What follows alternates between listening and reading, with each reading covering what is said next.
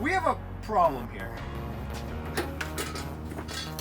We both love to take things apart, but we don't always know how to put them back together again, much to the annoyance of my dad.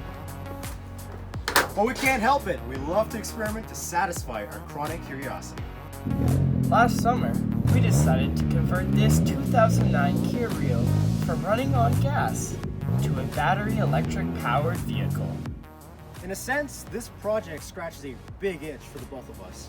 You see, we've never been able to do a conversion project like this because of a lack of knowledge and expertise. But being in engineering programs have taught us some key fundamental skills such as design, Creativity, perseverance, critical thinking, and theoretical knowledge.